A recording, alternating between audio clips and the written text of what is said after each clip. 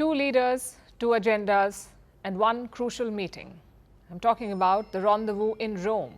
US President Donald Trump met Ukrainian President Volodymyr Zelensky. The meeting took place on Saturday on the sidelines of Pope Francis's funeral. And the 15-minute huddle made global headlines because the optics were striking. This meeting was supposed to be between three leaders: US President Donald Trump, Ukrainian President Volodymyr Zelensky, and French President Emmanuel Macron.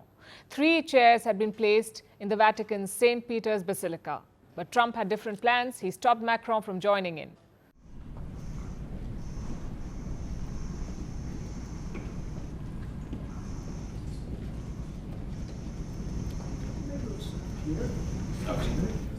So it was a one-on-one meeting between him and Zelensky.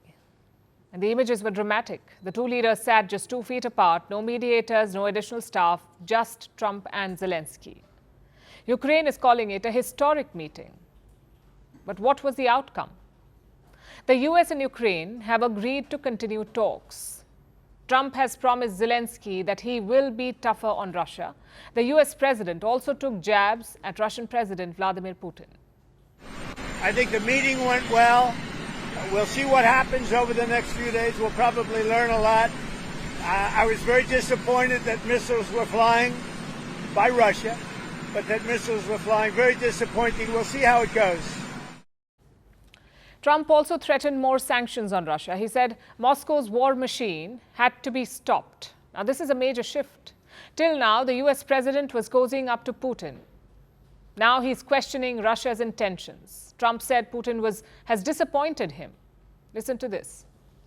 I want to see what happens with respect to Russia, because Russia had been surprised and disappointed, very disappointed that they did the bombing of those places after discussions.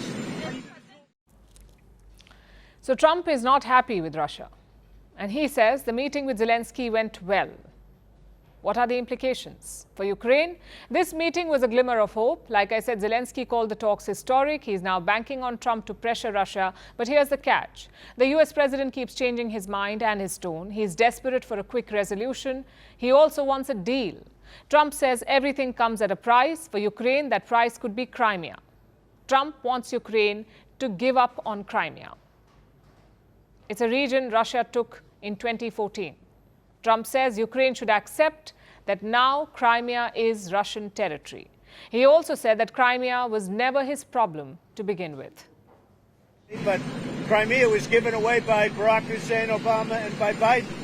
That's 11 or 12 years ago. That's a long time ago. I don't know how you can bring up Crimea, because that's been a long time. Nobody brought it up for 12 years, and now they bring it up now.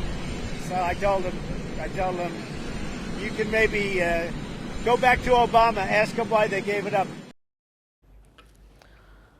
Now let's talk implications. Europe has been completely sidelined, and I mean literally.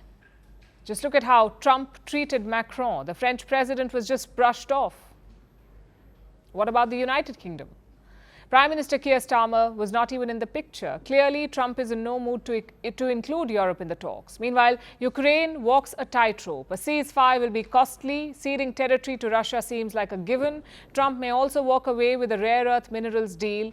That will be the price for peace in Ukraine. As for Russia, this is a balancing act for them. Putin has all the cards. He controls the territory and the military escalation. He wants Russia's demands to be accepted. He wants to keep the territories that he controls, including Crimea. He says Ukraine should never be allowed into NATO. Putin had even convinced Trump. But then there were the missile attacks on Kiev last week. Trump did not like that, so he threatened Moscow, saying all bets would be off if the attacks did not stop. In response, Russia has announced a surprise three-day ceasefire from the 8th to the 10th of May. Putin knows how to play this game, obviously. He knows that Trump has an ego, and it needs to be fed from time to time. That explains the call for a 72-hour ceasefire. Ukraine has also learned some tricks. They have now called for a 30-day ceasefire. So you could say that for Trump, this is a time to flex his diplomacy because the US president may have bulldozed his way through. He's got the talks rolling. Both Russia and Ukraine are hinting at ceasefires. Diplomacy is back on the table. The meeting in Rome was a snapshot of current times. The stakes are still high, trust remains fragile, and the world continues to wait anxiously. Greeting you with aloha and namaste. No, I love India. Presence, occupation of a territory by another country pertains to India, what we saw in Kashmir. How do you see Trump's America? Yes, the current administration behaves differently from the previous administration.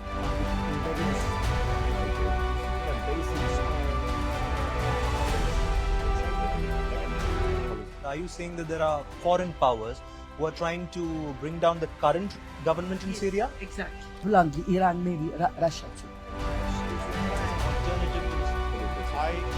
Prime Minister Modi committed to South-South, cooperation. Not over 50%. Is Ukraine prepared to pay the price for that peace? No compromises at the cost of territorial integrity and sovereignty.